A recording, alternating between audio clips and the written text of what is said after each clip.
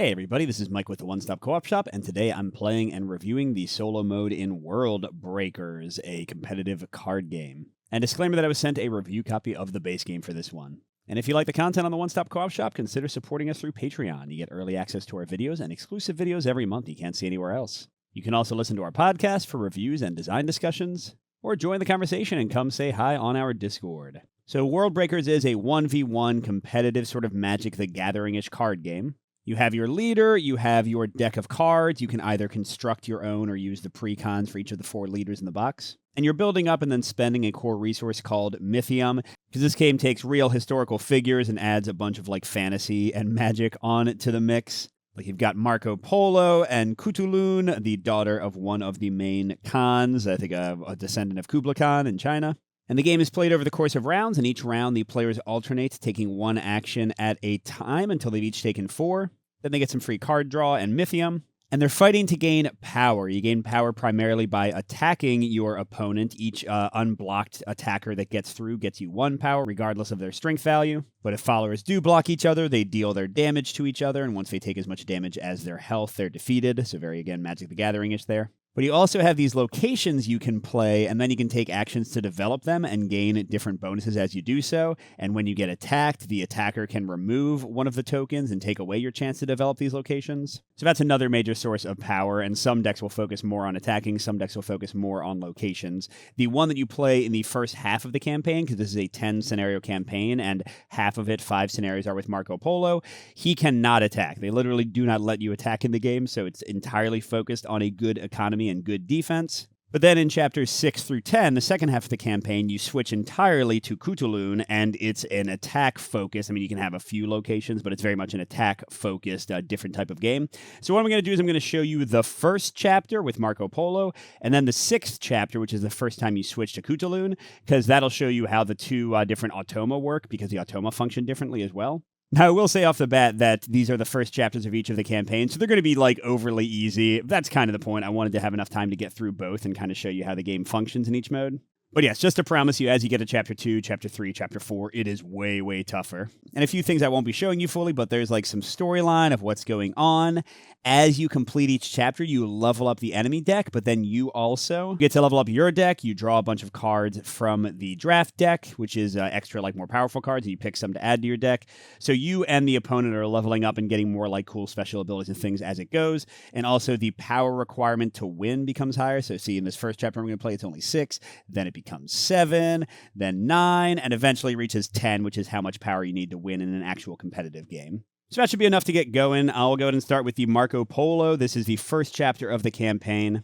And again, this one is entirely economy focused, so I'll explain how those things work and how the AI works. Then if you want to skip ahead, second I'll be playing the Khutulun, more attack-focused campaign scenario. And finally, I'll have my review on the overall system at the end. Okay, so the player always takes the first turn, and you get to draw 5 cards to start out, and then you get a mulligan. You can put as many cards as you want aside and redraw.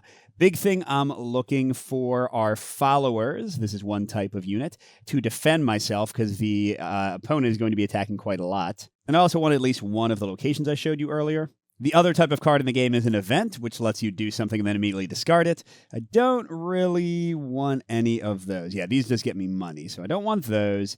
Generous Dealer is a great follower. 2 attack, 4 defense. It's pretty darn good. And then they have this ongoing ability. It's ridiculous. Event and location card you play costs 1 Mythium less. This is the cost in the corner. You also have what's called Standing. So you'll see some cards have none. Like this is just a general card that anybody could play in their deck. But this one I need 1 Standing with the Star Guild. And that's Marco Polo's main guild. I start with 1 Standing. Now, in the drafting, as I play through the campaign, I can splash in other guilds and then try to build up different standing. Like I could do this void standing and like have like a little bit of different things. But in this first chapter, I'm just going to need Star Guild standing. And the highest value you really need for the best cards is 3. But there are a lot of cards that give you bonuses. Like, hey, you get 1 Mythium for every standing you have. So it never hurts to get more of it. So, I mean, I guess I'll hold on to Generous Dealer just because he's the only follower I drew and I don't want to get none. And then between these two, Humble Underpass costs 2 Mythium to play. The first time I develop it, I'll get 2 more Mythium back and 1 power, but these are taking actions. And the second time, I'll get 2 Mythium and is standing with any guild. Not bad. The Illicit Bazaar costs 0, is hidden, which means it can't be damaged by them attacking, which is pretty dang nice. It doesn't get me any power, though, which is actually what you need to win the game. But I do get 2 Mythium and standing with any guild, and then 2 Mythium again, then 2 Mythium again. So it's just a great way to get a ton of money. Yeah, you know, I'm going to keep that and the Generous Dealer since he's super expensive. And these 3 I'm going to mulligan and see what I come up with. And I got a couple of events, and okay, good. I did get another follower, Star's Apprentice. They cost 3. When they enter, I'll gain 1 star standing for free. And then if they enter and I control a location, I draw 1 card for free. And you only get 1 free card draw at the end of each round and 2 free Mythium at the end of each round. So anytime you get stuff without having to use actions for it, it's really good. All right, so that'll get us going. We start with 5 Mythium.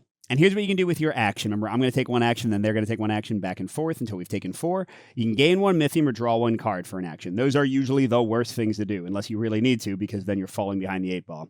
You can pay 2 Mythium to gain 1 standing with any guild, but we'd much rather do that with cards like Star Apprentice and the Illicit Bazaar, because again, that's very expensive. You can play a card for an action. Once you have a location down, you can develop its next effect. You have little tokens to show what those are. Or you can attack, which again, I'm not allowed to do in this scenario, so we're not going to worry about that. All right, so big things. I think I want to get my Illicit Bazaar out and then play my Star Apprentice, since if I control a location, I'll draw 1 card. And how the Automa works in this mode is they're going to always play a card on their first turn and their third turn, the odd turns, and they're going to attack with everybody they have that's not exhausted on their second and fourth turn. So I know that I have a turn of safety before I'm going to get attacked by anybody. All right, so I'll play the Illicit Bazaar. Cost me nothing. And you put out these little X tokens to show the developments, just 1 for each one. Each time I develop as an action, I'll take away the topmost one and do the relevant action. Also, if the enemy attacks, it would remove the topmost one, but in this case, this is a hidden location, so they can't. Now, Marco Polo does have a special power. Every leader does. His is focused on locations. It says, after you play a location, exhaust Marco Polo to reveal the top card of your deck. If it's a follower card, you draw it for free. Otherwise, it goes to the bottom of your deck, which means I'm churning to get 2 more followers. Exhausted means tapping. You've seen it in other games like, yes, oh, this is such a good one. Caravan Guard. Look, they cost 2 Mythium. They have what's usually a terrible keyword, stationary. They can't attack anybody. They can only block. But in this scenario, I can't attack anyway, so it doesn't matter at all. And he is a 2/4. Heck yeah, that is great. Like, amazing stats for 2 Mythium. Like, look, this guy's a 2/2 for 3. I mean, he gets me other stuff, but yes. Fantastic. Now, I mean, the first chapter is pretty easy anyway, but now I'm really not worried about it. Okay, now we come over to the bot, the Automa, and let's show how they work. So first of all, they have their own deck that is specifically called out in the rules, and it's all followers for this one. They literally, at this point, are only playing enemies. And actually, I think for this entire campaign, they stay all followers. The other, the second Automa you'll see in a second, they have a few locations they splash in. But yeah, to keep things simple, they just play units and attack, play units and attack. And they have this activation deck. At the beginning of the campaign, it's almost all these basic recruit and charge cards. Recruit means they play a card. Charge means everybody attacks. Later, they'll add more and more to replace these, so it's always going to be 12 cards. Like right now, they have Call to Arms, which boosts one of their units. And I think they have, what is it, like Indomitable? Where is it? There it is. Unrelenting. Yeah, so they have a few like cards that give them special powers, but as the campaign goes along, almost all of these basic ones will be replaced and they'll have more and more cool special powers. But yeah, so we just look and it says recruit. Put the top card of your opponent's deck into play and then flip this card. So you always flip the odd turn cards and then discard. So you'll use each card for 2 turns. In this case, this card will be turn 1 and 2, and then this next card will be turn 3 and 4, and they just can both be basic. All right, so if it is playing the topmost card, and is a Kalari Adept. They don't pay Mythium. They don't care about standing. They don't use a lot of powers. The only powers they use in this first campaign, in the first 5 chapters, are ones that are directly related to attacking bonuses. So this guy says every time he attacks, it gives 1 Mythium to his controller, but the bot doesn't use Mythium, so that doesn't matter at all. So that guy's great. He's a 1/1. Who cares about him? He's going to die. All right, so back to me for my second action. I want to get the Caravan Guard and the Star's Apprentice out at some point. Well, let's do the Star's Apprentice first, just to get the bonuses from the location and stuff. So I'm going to play them for 3 Mythium. And when they come in, I get 1 star standing, so now I can play 2-star cards. And if I control a location, I get to draw a card. And he's a 2/2, more than enough for that Kalari Adept. Ooh, this is a really, really good one. Polo's Portraitist. This has star in the corner here, means that this is a unique card just for Marco Polo, so only he can include this in his deck. Costs 3 Mythium, 2 standing. I have the 2 standing now. It's only a 1/1, but when it enters, players can't attack for the remainder of this round, which will just skip half of the AI's turn. So pretty dang good, although that's usually like a good end game card. Play that the final turn, then I'm going to get my last power. All right, and with their turn, we have Charge. Your opponent attacks with all its ready followers, and then that gets discarded, so they have another recruit on top. And here's how attacking works. It is very much Magic the Gathering. The attacker decides how many people they want to send out by exhausting them. And then the defender has full control and freedom to block as they want. Each time somebody blocks someone, they deal their damage to each other. If they've taken an amount of damage that equals their health, they're destroyed. But then whether the blocker survived or not, if the attacker is still alive, they are removed from combat. So you can only block 1 unit with 1 unit. You can't like pool together a bunch of units to kill off a big attacker in one swing. And then for every attacker that was not blocked because you chose not to or couldn't, then they get 1 power. And in this intro chapter, it is both racing to 6 power, so it's not that much. All right, so yeah, Kalari Adept attacks. I will block with the Star's Apprentice. Star's Apprentice takes 1 damage. These have 1 and 3 sides, just like the Mythium. But the Kalari Adept takes 2 damage, equal to or greater than his 1, so he's gone. And damage does hang around, so this Star's Apprentice will now be much less useful for blocking in the future. Yeah, that was a nothing attack. You all are weak. So 3. I know they're going to attack again in a second. I want to show you my events. This one is a great one. It's, again, a unique one for Marco Polo. I would need to have 3 standing, so I can't play it yet. And then I spend X. X has to be less than or equal to your standing. Do the following X time. Develop a location you control. So usually it would cost me like 1 action to get this top thing, and 1 action to get that, and 1 action to get that. But if I had the 3 standing here, I could spend, 3 Mythium, if I had at least 3 standing, to develop 3 times as 1 action. So pretty dang great, especially when I get more locations out. And then Pacify costs 3, says put a stationary counter on a follower. Followers with stationary can't attack. So this is just a way to like take the toughest person the opponent might play and just make them not matter at all. Now, I will say in this first chapter, none of their units are that great. They start getting amazing units in the later chapters as their deck upgrades. So that might not ever be worth the 3 Mythium. We'll see. But for now, we know they're going to play another unit to attack. So let's go ahead and play our Caravan Guard for 2. He should be able to handle anything they can throw at us. Okay, and back here, they are just recruiting again. Again, most of these cards are going to be basic. And it's the Dog Tamer. So Migrate is a super cool ability. You'll see this in my next video when I'm playing as Khutulun.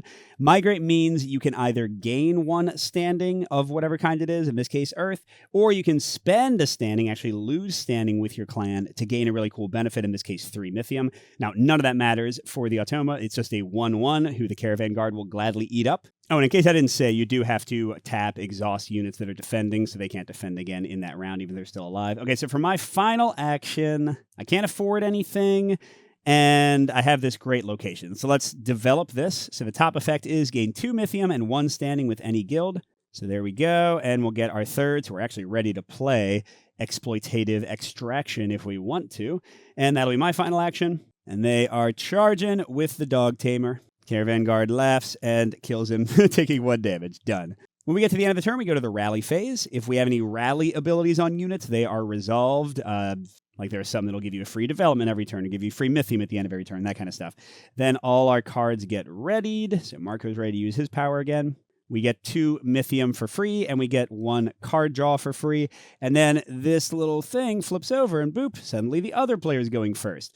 So it is important, more so in competitive than solo, to note that the last player gets a double turn, right? Because if I'm last in this round, I'll be first in the next round. It doesn't matter as much with the solo, because they're always going to still play a unit and then attack, and then play a unit and then attack. But I'm ready for him. What did I get? Okay, good. I was going to say, I need something that'll give me power.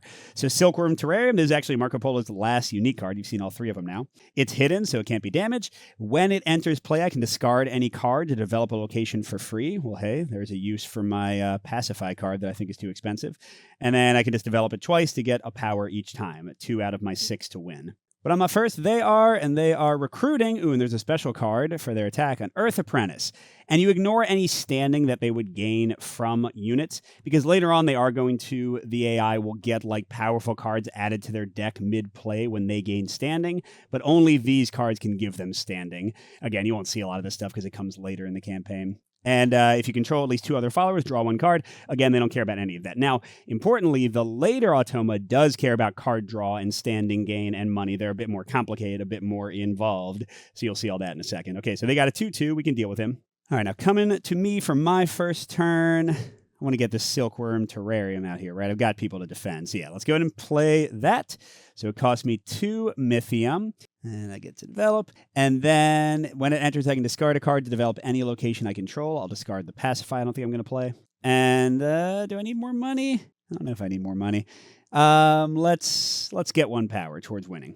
That's these. Again, I need 6. They also have a 3 side. And then let's use Marco Polo's ability because I played a location. Let's see if I can draw a follower. Hey, I'm doing great with this. So Heedless Investor only costs 1. If you control a location, gain 3 Mythium when you play him, so he more than pays for himself. Otherwise, gain 1 standing with any guild. Cool. So that'll get me some more money. And I've actually, if I pay 3 for Exploitative Extraction, I can get the power here and 4 Mythium at the cost of 3. It's actually not really worth it, is it? This is better to say when you have like a lot of cards that'll give you power. By the way, whenever a card is developed its last time, it gets discarded immediately. So you can't keep locations around just to like benefit from things like this guy who want to see that you have a location. All right, and now we get Mobilize. Your opponent puts a +1/+1 counter on a follower controls with the least remaining health, and they do have like a little rules card that shows how to break ties for decisions and stuff. And then they attack with already followers. Oh man, so this guy's suddenly a 3/3? That's actually dumb. I don't like that at all. Yeah, those nasty leveled up cards as they get more and more can really be a problem. So a 3/3 attacker. So if I block with the Caravan Guard, I'll do 2 damage to him, and he'll kill the Caravan Guard. That's my best blocker. If I block with the Star's Apprentice, they'll do 3 damage to him, and he'll do 2 damage back. I mean, he's only got 1. So I could do that.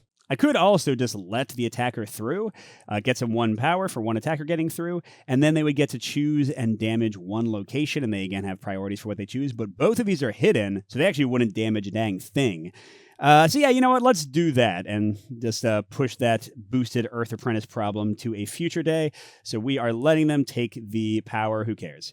All right, now it comes to my second turn. And I guess I can get the Exploitative Investor, the Generous Dealer. Maybe I should have tried to get money to play the Generous Dealer, and then I could have saved money playing the Silkworm Terrarium, because he again makes all events and locations cost 1 less. He'd also be strong enough to block the Earth Apprentice and not die, and at least get him damaged next time. Yeah, I need a ton of money to get him out. Well, here, this will help. Let's go ahead and do Heedless Investor. So it costs me 1, but I get 3. So that brings me to 4. And then if I develop the Illicit Bazaar, I'll have enough to play the Generous Dealer. Maybe that's the way to go. All right, what new friend are they recruiting? It's just a Gallant Soldier, a 2/1. That one's not too bad. Although I think, yeah, he'll kill almost anybody except my Caravan Guard that he attacks, but we can deal with that. And all right, what did I want to do? Oh, I wanted to develop this to get 2 more Mythium so I can play the expensive guy in a second. Okay, then they're charging in. Hope they got another special one there. With the Gallant Soldier, a 2/1. And yeah, just to maintain maximum people, I'll go ahead and block with the Caravan Guard. So he's down to 1 life left, but he defeats this guy. And the second Automa in the second half of the campaign, chapters 6 through 10, they have lots of ways to deal direct damage to your units. So this kind of strategy would not be nearly as safe against them. All right, and what's my final turn? Yeah, I wanted to play the Caravan Dealer, so boom. So now all of my events and location cards will cost 1 less, which makes like Exploitative Extraction a little bit more valuable, maybe. All right, so we go to the end. No rallies. We get 2 Mythium. We unexhaust everybody. And we get to draw a card. Ooh, nice. Another location that gets me power. I was kind of hoping for that. Humble Underpass. Yeah, I'm thinking maybe I play that and then immediately play this, and both will be discounted by that guy. It's pretty dang good. So let's get that going. I'm going to play the Humble Underpass for my first action. So it only costs me 1. And boop, boop. There we go.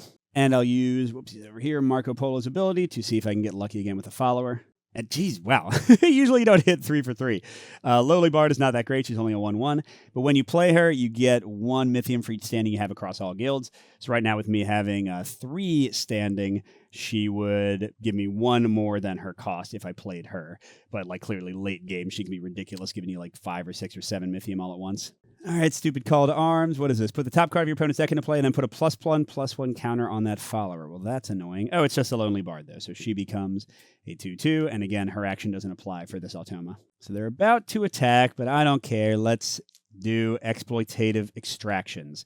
So I can pay up to my current stars standing, which I will pay. So that would be 3, but it's only 2 because of Generous Dealer. So I'm out of money, but I can develop 3 times. And I definitely want to do this one because this one's not hidden. So that way, if they come in and attack successfully, I won't lose anything. So that'll get me 4 Mythium, 1 power, 1 standing with a guild. So boop, and 2 out of 6. I really got to get more power going. And then I've got 1 less. I have enough Mythium, I think. I'm going to go and get another power from the Silkworm Terrarium. So I'm now halfway to victory, although you do have to survive until the end of the round, and then only if you're higher than your opponent do you win. So like if I got to 6, but then by the end of the round they got to 7, they would win. All right, looking pretty good. I got a lot of Mythium. I got 2 more followers. I do need some more actual locations to win the game, so I might need to draw a bit here. But first, they're bringing the pain. All of them... Oh, wait, sorry. I did Call to Arms. Yeah, that's one I just played. So there it is, a regular charge. They're all attacking. So the 3/3 Earth Apprentice and the 2/2 Lowly Bard. So anyone will die against any of these guys, basically. Oh, no, except the Generous Dealer. See, I'm going to block the Earth Apprentice with the Generous Dealer. Yeah, he takes 3 damage, but then I can just never block with him again because I want to keep benefiting from his power. That gets the Earth Apprentice 2 damage, but he is taken out of combat, so he won't score any power for them. And then she's a 2/2. All right, the Stars Apprentice and her can kill each other. That's fine. Yeah, so not letting him get any power this time, and I've still got 2 defenders ready to go and more I can play. But actually, I'm in a pretty safe spot. I think I'm going to draw a card this turn because I want to get some more locations. There we go. Ooh, gain 1 power and then gain 2 power for the final. So that would actually be enough to win if I can get that developed 3 times or develop it once, let them successfully attack me and remove a token, and then develop it again. They could actually help me fast track my way to victory. First, they're going to recruit. Who are they going to recruit? Eagle Huntress, a 2/2. Has another one of those migrate abilities. It doesn't matter, so she's just a 2/2. I can handle that. Now the question is, do I play the Den of Sabers right now? I'd love to also get Polo's Portraitist out, because then they can't attack me, and I should be able to guarantee the win. So let's actually... I could just develop the Illicit Bazaar to get 2 more Mythium, or I could just play the Lowly Bard, who would also get me a balance of 2. Yeah, let's do that. So I'll play the Lowly Bard. She costs me 2, but then she's giving me 4 for my 4 standing, so I'm up to the exact same 6 I would have from that, and I get an extra defender. Love that. And they are charging with the Eagle Huntress. And yeah, you know what? I don't really care this time. Let them have the power. Oh, no, I'm going to stop them from being able to attack next time, aren't I? So never mind. Let's go ahead and block with the Caravan Guard, and they'll kill each other. Might as well win by an even larger margin. Okay, so I get 2 more Mythium. And a card draw, Moth Keeper, another stationary one. This is another cool one that's good to keep around. The first time each round you gain power, you gain 2 money. So she can really give you an awesome money economy, which is what Marco Polo really wants. But all right, they're going to get to summon first. Who are they recruiting this time? Ooh, Skillful Bolster is a nice card. So they have the Overwhelm keyword, which is pretty common in Khutulun's cards. When this defeats a blocker, gain 1 power. So basically this is... it's almost like their version of trample damage, I guess. Normally, if you block somebody, they just go out of the combat. So like if she, the Lowly Bard, blocked the Skillful Bruiser, if he gets through in combat, he'll get his controller power. If he gets blocked, they'll kill each other and he'll still get his controller power.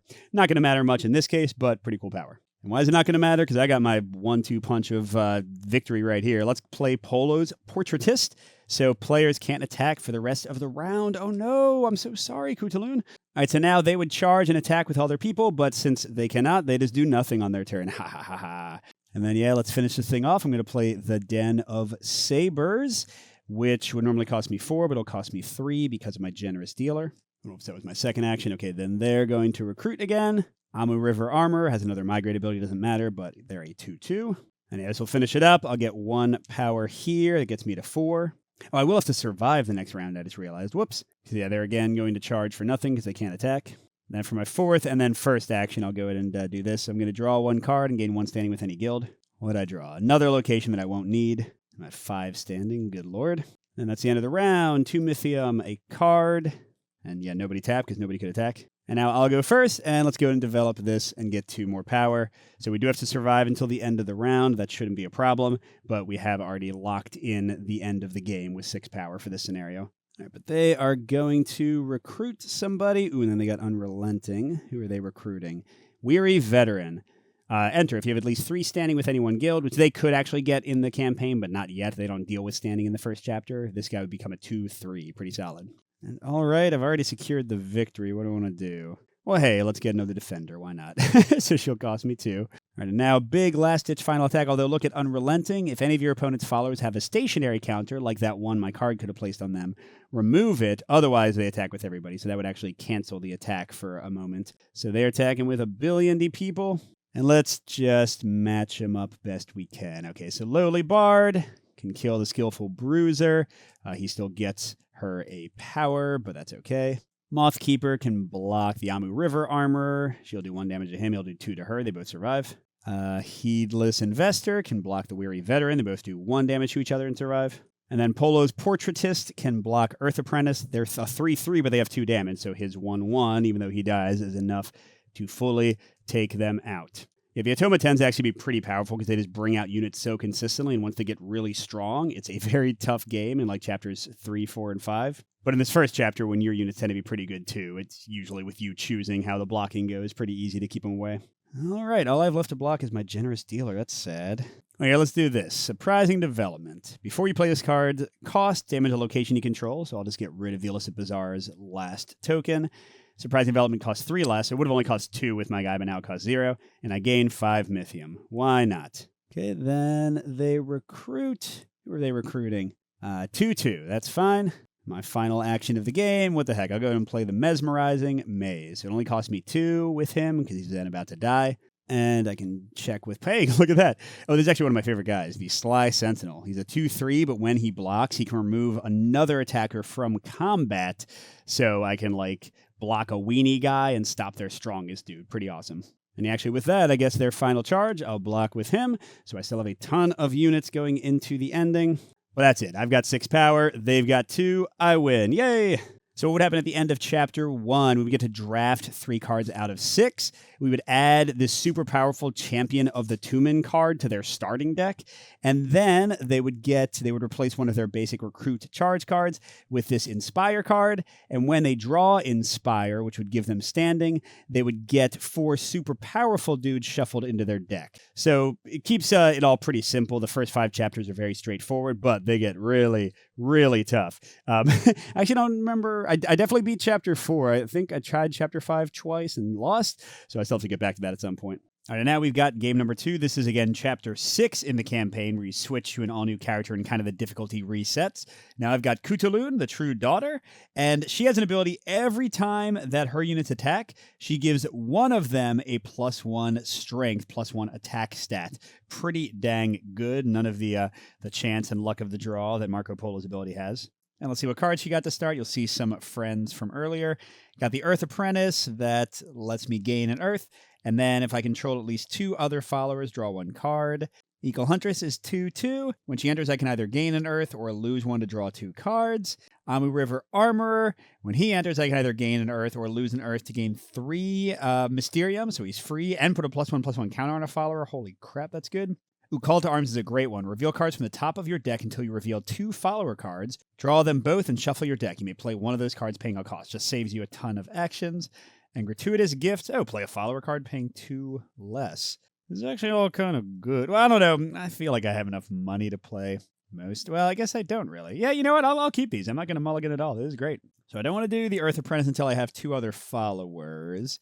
So I guess I should do maybe Gratuitous Gift. Yeah, let's do this. I'll play Gratuitous Gift, play a follower for 2 lefts, and I'm going to get the Eagle Huntress out, and I'm not going to use her Migrate to draw 2 cards. Instead, I will gain 1 Earth Guild standing. And then I can pay that again with the Amu River Armor to get their ridiculous power because it's so good. All right, now we come to our new opponent, which is the Void deck. They have a lot of, as I mentioned, direct damage and kind of nasty effects.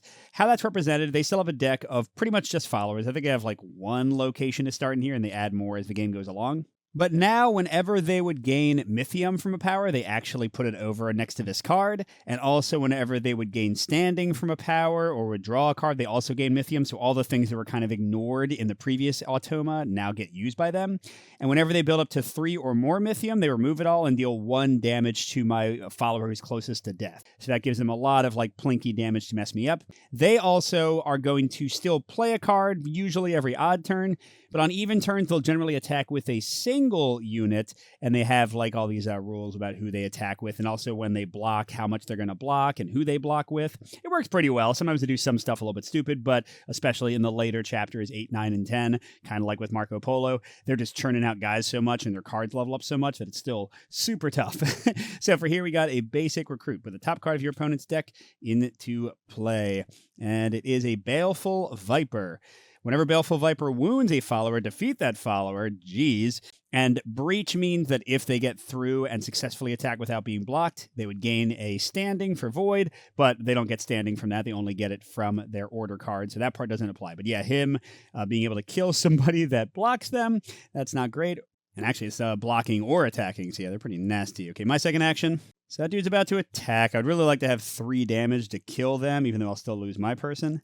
I could do the Amu River Armor still right and give somebody a +1/+1. That would work. Yeah, I think that's kind of my best option. So I'll go ahead and play them. They cost 3, but then I am going to lose an Earth to use their ability. So I gain 3 Mythium back, so I keep that, and I put a +1/+1 counter. I mean, both these people are just 2/2s, like their powers don't matter once they're in. So we'll just say the Eagle Huntress now is a 3/3. And I should probably attack at some point, but I wanted to have somebody around to block that Baleful. Although I guess I don't need to block him, right? He might just attack and do nothing. I don't have any like things. Yeah, maybe I'll let him through. Gotta think about that. So, Baleful Viper. If your opponent controls a non-signature location, it develops them. So if they had locations, they would develop. Otherwise, your opponent attacks with 1 follower. So yeah, Baleful Viper attacks. And yeah, what the hey, let's let him through. Because later, if I have locations, clearly I don't want them to attack. And then also some of their order cards will give like huge bonuses if somebody breaches.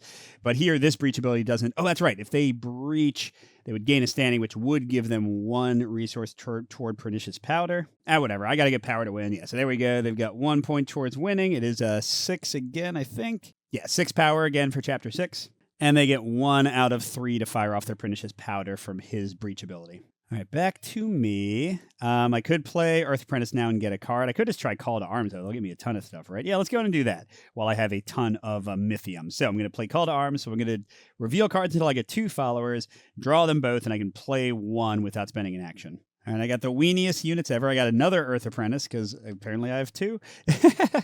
And a Lowly Bard, who right now I only have a single Standing, so she would cost 2 and get me 1.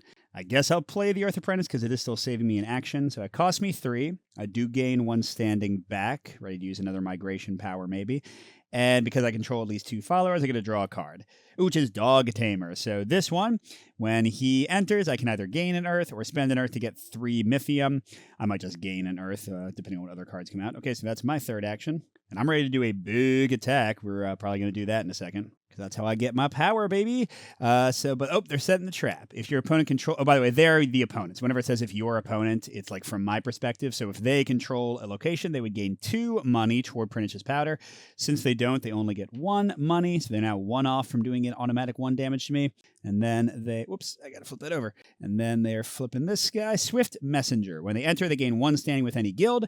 Darn it, which means that's another money. And they fire off Pernicious Powder. So they're doing 1 damage to... It says the follower you control with the least remaining health, and both of them have 2 health, and ties or break, and they have like a whole little priority card that explains all of it. But first by ready, they prefer ready over exhausted, then by standing. So the Amu River Armor with 1 Standing is above the Earth Apprentice, and then it'd be by Mythium, and then there's a few other things. So yeah, 1 out of 2 damage. That wasn't too bad. They didn't finish him off. And I can see what's coming next is a raid. If they control a ready follower, they'll attack. And if that follower gets through, they'll breach for 5 Mythium, which would let them fire off Pernicious Powder, of course. So I want to have somebody to block that Swift Messenger, and they've got 3. So my Eagle Huntress can kill them without getting hurt. All right, so then for my final action, let's go ahead and attack with the Earth Apprentice and the Amu River Armor. And they have a bunch of rules for who blocks and when they block. The big thing is if they only have one follower and they're about to attack on their turn, so it's about to be round 2 or 4 coming up, then they don't block. So that's one of the only times they don't. Oh, and technically I should have given one of them +1 attack. We'll just say I did it to them, because that's probably who they would have wanted to block with the Swift Messenger with, right? Since she would have killed them, but then with the +1 attack from Khutulun, I would have killed them too. But yeah, none of that happens. We just get 2 out of 6 power. Yay! See, isn't it lovely to be able to attack?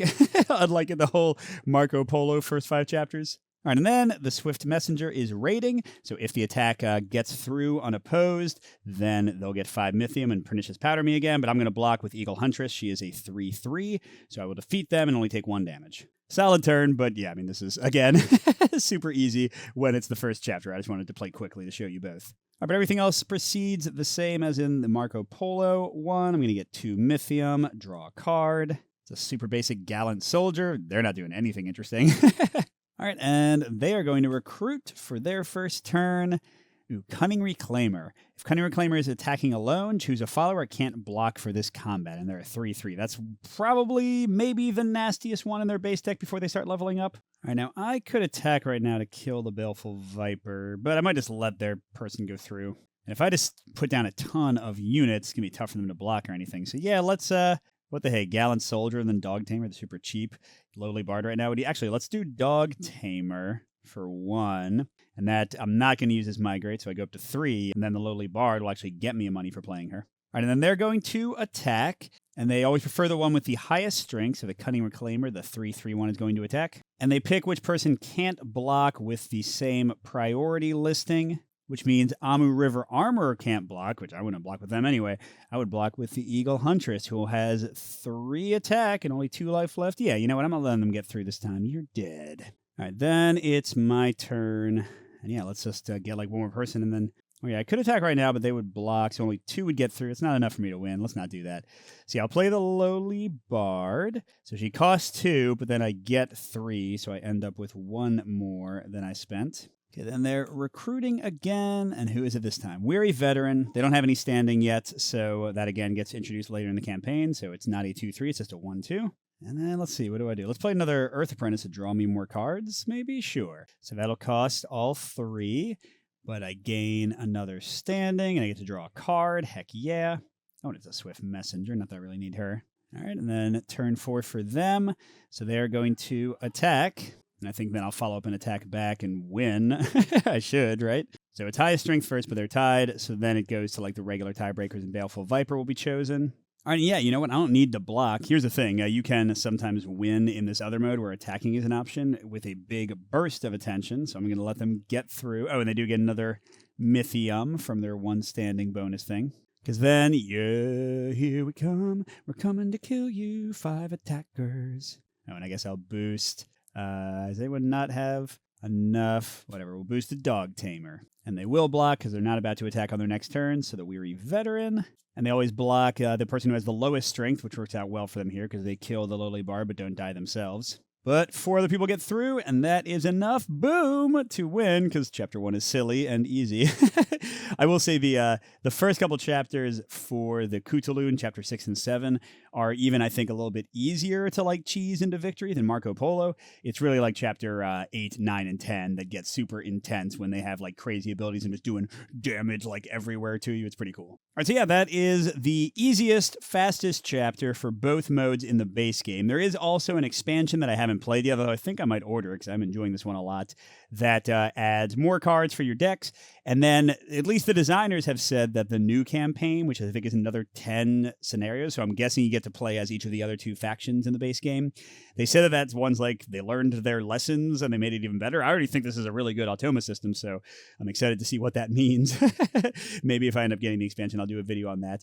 But yeah, what do I think of this design? Well, first of all, I have played it competitive, and I think it's really good. The variety in just the basic decks is great, the 4 decks that come with the game, but you can deck build and you can create some really cool combos. Now, the challenge with that is you then need to like get standing for multiple guilds to really like make those combos work.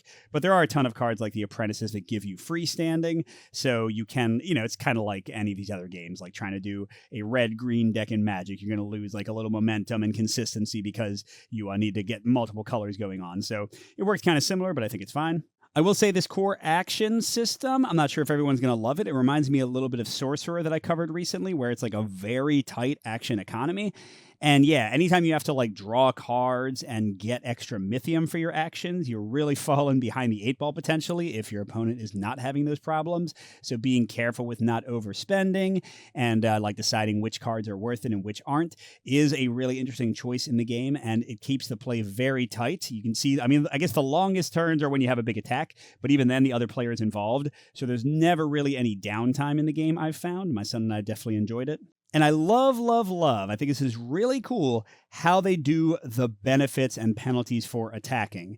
Because you saw that the defender has sort of the Magic the Gathering style where you can like perfectly choose who defends against who, and you need to, as the attacker, really have like the overwhelming force to get the better benefits and like win the matchups in the fights. But the fact that each unit who gets through just gets a single power, and maybe they might hurt one of your locations, and that's like kind of usually it, except for like breach abilities and that kind of stuff. That means that often you can just like let attackers get through, and especially like their giant death units, you know, ones that have like 6 attack or something, they don't get anything more towards winning the game than like a single 1/1 unit.